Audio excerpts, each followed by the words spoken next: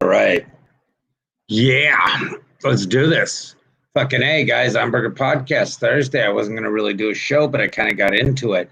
I was watching 4 seconds of The View accidentally in between changing channels. Let me fucking do this real quick because fucking asshole Mark Zuckerberg has to block me in every chance he gets because God forbid anybody ever fucking hears me.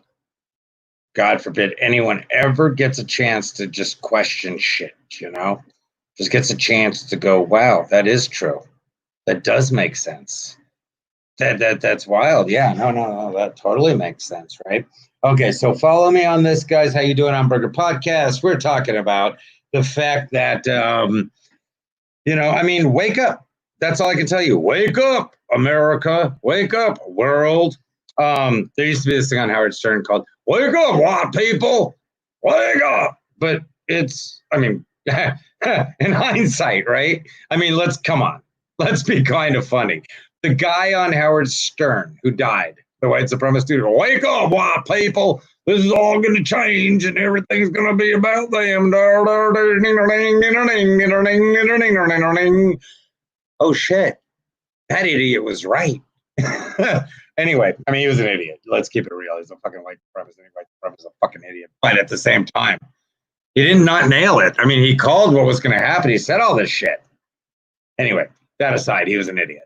Okay, so talking about that, let me do this real quick. Can I just, can I share this? Yeah, I can do that. I got to go through so much work to get my shit anywhere. It's okay. Ridiculous. I'm only tagging a couple people too. I'm telling you right now. I'm literally, I hate everyone. I'm just beyond annoyed with people. I realize I literally, worst friend making ever. I could not suck more at making friends. Say, Ferris, you're getting added. Yeah. Alex, did I add you? Yeah, I got you. I think I got you on there, right? Oh, Salvacol, okay. All right, so that's me. That's me being totally unprofessional. So unprofessional. So unprofessional. I hate myself. All right, so where am I? Okay, follow me on this, guys, please. Here's my deal. Hey, Georgie Rodriguez, how you doing, buddy? Hey, how's Eddie? Do you know? Nobody tells me shit. I don't know. God, sorry I fucked everyone, like, I don't want to be a dick, but yeah, sorry I just banged everyone out and they're all mad at me. But nobody will tell me shit. The only one who ever tells me anything, Georgie, is Ashley. Yeah, Liz's daughter. Which is funny because, yeah, they were, either they were mad because I did fuck them or they were mad because I didn't fuck them. But Ashley was just a young girl, so she lets me in on what's going on, So funny because one of them pretended to be a virgin, lied, but that was okay. That's no big deal. It's the craziest thing in the world. So follow me on this. Okay, here's my deal. I'm flipping out right now because of all the bullshit. And you know who I'm hating truly the most right now is the fucking, we need to wake up to what white people are doing. Poor white people really need to wake up to what white people are doing because, one, we've really got to start talking with people of other races. We've always gotten along. We've always hung out. Again, poor, not wretched, not fucking racist, not me living over here, you living over here. I'm talking about all of us people who grew up in the cities, who grew up in the inner cities and in places wherever, even in the rural areas, and where it's mixed and where you don't have the choice of segregating, I wouldn't want to segregate. I love the fact that my life was multicultural. I love the fact that I speak Spanish. I love the fact that I know so many different things. I love the fact that I love fucking oxtails. You see what I'm saying? I love the fact that I've shared bagels and lox with so many people. I love the fact that I've taken so many people snowboarding. I love the fact that my cultural mixing and everything has led to so many different people experiencing different things, including me. And so I love the fact that I grew up multicultural. But the fact is, we're being lied to and fucked over, and we're not realizing that we're living in a goddamn sitcom. We're not waking up to the fact that we live in a fucking sitcom miniseries. See, follow me for a minute. Things happen in spurts. They happen in episodes and seasons, like Mad About You or this and that. We have the fucking virus right now. We had this. We had that. We have the riots. We have this. this thing's going on, the Women's March, the this, the that, all these other things. By the way, hey, Safe Ferris, how you doing? Yeah, oxtails are phenomenal. One of the only good things my ex ever brought to the marriage. But she's part of the example. She's gone off about how I'm this, how I'm that, how I'm all these things. I'm the full-time father. I'm the one with my daughter. I'm the one who didn't turn on my daughter. I'm the one who showed up at court.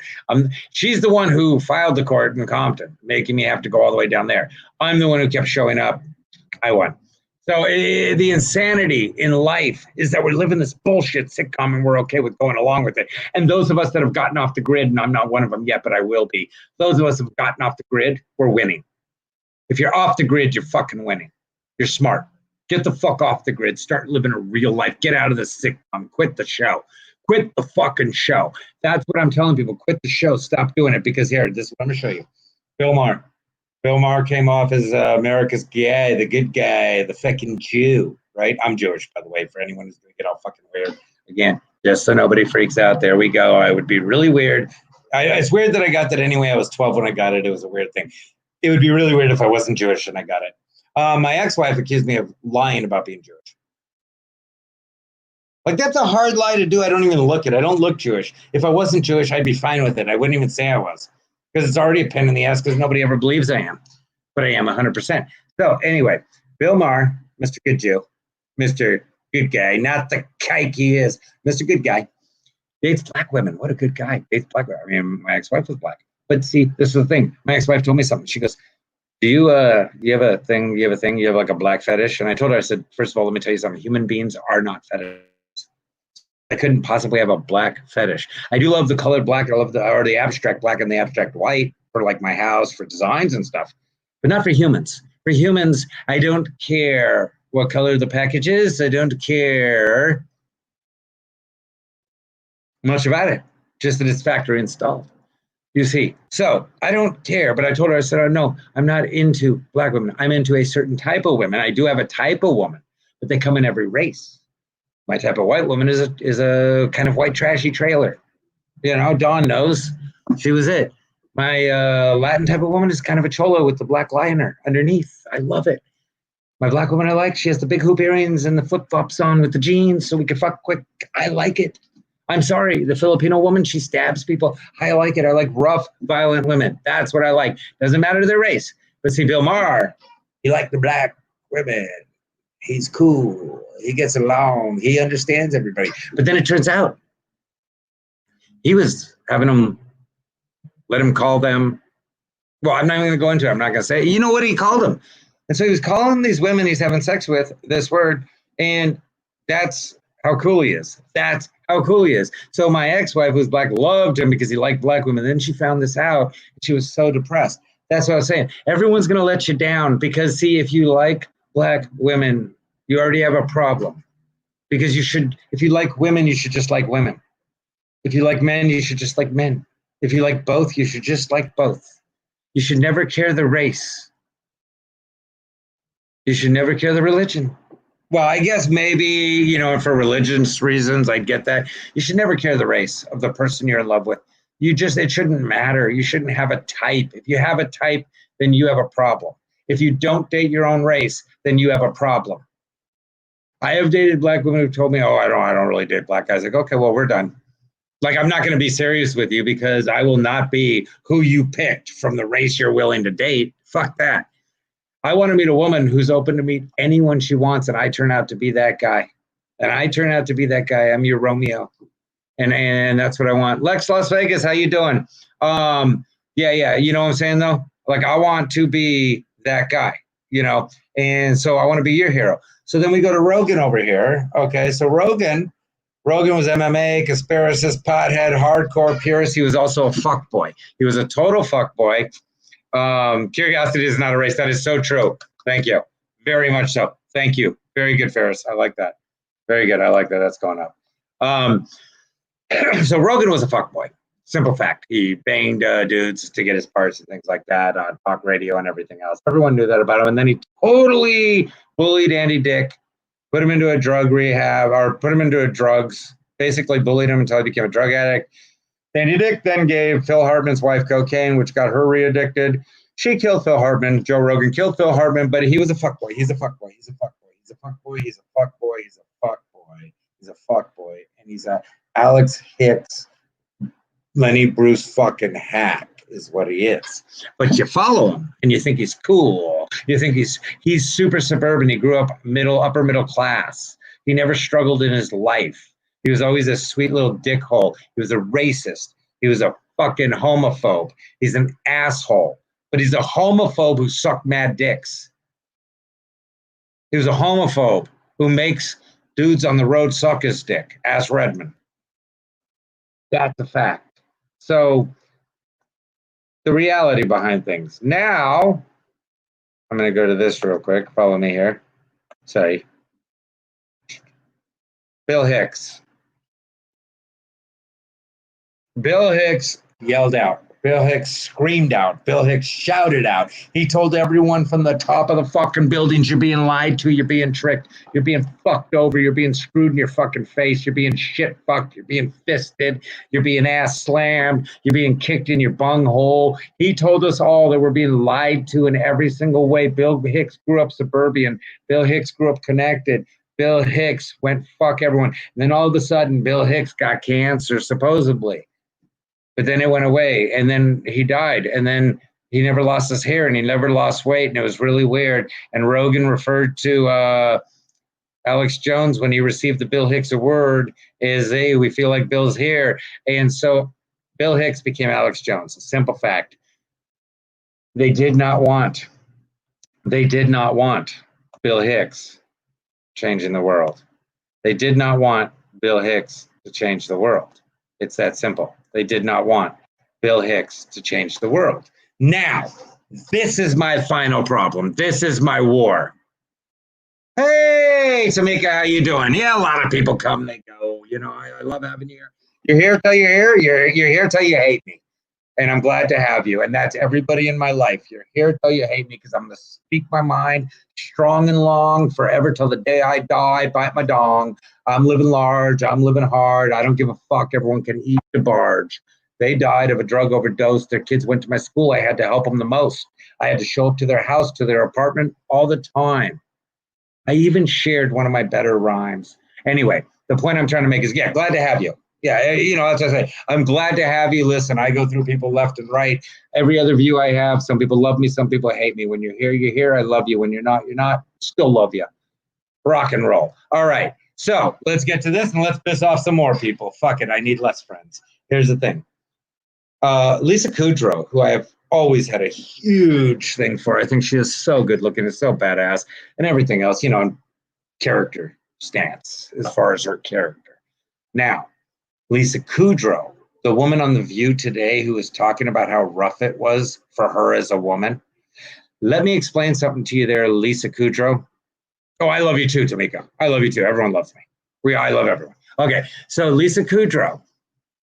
And I'm going to put that up. I'm going to put up that you love me, and now it's proved. Now everybody in the world knows you love me. See? Now everyone knows you love me. Okay, and I love you too. Now, okay, Lisa Kudrow was on The View today talking about what it's like when the man ignored her. And she was like, is my voice too high-pitched for you guys to hear? Let me explain something to you, Lisa Kudrow. You're talking about men like your dad, rich doctors, rich white doctors. See, because she overcame the white man. Also, her dad was a rich white doctor. Her mom was a real estate agent. She lived in Encino. There is no way in hell that Lisa Kudrow has ever forcibly to eat, to survive, to get by, has ever had to go through anything that I've ever had to go through. There is no way in hell that Lisa Kudrow, there are so many white men in this world who have suffered so much more, who've dealt with so much more, who've had to fight up through so much more than Lisa Kudrow ever has because of her privilege being rich. Money talks. Money talks. Look at history. Women with money talk. Kim Kardashian isn't held by fucking chauvinism and this and that. She rocks the world because she got money. Money talks. Money's always talked. So once again, Lisa Kudrow talks about how she had to deal with men. Let me tell you something, sweetie. I had to deal with your dad, your mom, rich people like you all the time, taking everything we have, stealing everything we have, using us all the time, fucking us over all the time. Doctors like your dad ripping us off and everything else. That's the reality behind it. So, Lisa Kudrow, well, you overcame the man. Your dad was the man, the guy who paid your bills, who got you everywhere, who did everything for you, bought you headshots, did everything. He was the man. He's the white man. That's the guy. He's the problem. He is who made it all possible for you. Speaking of which, Megan Rapaport. I hate this person so much because she is the worst person in the world. She is the most scumbag fuck person in this world, because if she wasn't a lesbian, she'd be homophobic. If she wasn't a lesbian, she'd be racist and homophobic like the rest of her family. The simple fact that God made sure that that family had a lesbian, which God bless that, because I'll tell you this, I got 2 daughters, I'll have them both be lesbians, be thrilled. And if my son's gay, I don't give a shit about that either. Whatever my kids are, don't care. However they vote, don't care. I don't vote, don't matter. So, but here's the thing. Megan Rapinoe stood up against Trump, told the whole team they weren't going to go to the White House and this and that. But meanwhile, her parents fucking financially support Trump's campaign, support Trump politically. Her brothers and sisters support Trump politically. They're anti-LGBTQ. So you shut your stupid mouth while you pose there. I'm glad you're a great soccer player, but you're a great soccer player because you had enough money to be one. You went to the other town over from your white trash ass town where you were rich. You were white, and there was other white trash that worked for your dad and stuff like that. But you went to the other town and played soccer with the rich kids. Your parents paid for everything and you had money. So you got to go to private training and everything else. Now, here's my final one, and follow me on this. This bothers me. AOC, honestly, I could not be more attracted to her looks. I'm telling you 100%. I am so attracted to her looks. I think her smile is fantastic. I love her crooked ass teeth. Just amazing. She just does it for me as a person who I find beautiful. Other than that, she's a fraud piece of shit like everyone else. Her dad was bringing in a revenue. His company was making 500 grand a year revenue. So figure he was probably about 80 to 100 back in the 70s, assholes. 60s and 70s, okay? Can we follow this? So in the 60s and 70s, this bitch right here, right here. Okay, he's talking about this white man, that white man, this person, that person, all these people, how she's hardworking, how she's so of the people, how she gets the poor. This was the bitch who used to make you feel like shit because you didn't have nothing and she did. This was the bitch in the Bronx who acted like she was the shit because her daddy had a good job. And she was a cunt. I grew up in Pacoima. I remember these motherfuckers. These bitches, asshole people, guys, girls, whatever they were, whose family had some money or had a business in the hood or this and that, and you acted like you were the fucking shit. This is this bitch. She was the cunt in the hood whose family had money. And they left the hood the second they could, and he started his own business. He was a president of a firm. He was the president of an architecture firm. And then he started his own place and made good money. She never suffered. She never struggled. She's so full of shit. She is such a liar. She was the bitch in the projects. Not even the project. She was the bitch in the brownstones that acted like she was better than everyone else. She was the bitch everywhere else that acted like she was better than everyone else. Just know that. So this is what I'm trying to say is, yeah, I get it. Donald Trump's a fucking asshole. I get it. I know that. I don't disagree.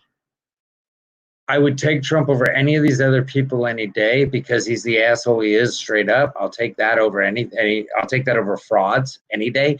Again, guys, I have totally given everyone a better option. I've made it perfectly clear. There is a better choice. I mean, if I was joking, if I was being stupid, I'd say Louis Anderson. I'd say Mike Tyson. I'd say, people like that. Terry Crews is an intelligent, successful, accomplished, athletic, health-minded, educationally minded, human-minded person. You want to change the world, guys? Fuck your Antifa, fuck your stupid Portland, fuck all your bullshit, fuck your liberals, fuck your lesbians, fuck your fags, fuck your straights, fuck your whites, fuck your blacks, fuck your Mexicans, fuck them all. You want to change the world? Throw Terry Crews in there, a human being. Elect a human being to represent human beings in America. That's all we are. We're human beings that live in a place called America. We're not Americans. We're just human beings. We live in a place called America. Let's let Terry Crews represent the place we call America and represent us to the world and tell the world what we want from them and what we'll offer them. As a whole, as a group, as a family of Americans, of every color, of every race. Do we always get along? No. Will we always get along? No. We have to stop fighting, though, like we're not all family. We are all family. We live in a place called America. We're not Americans. We're humans that live in America. We're human, which makes us family. Guys, I love me.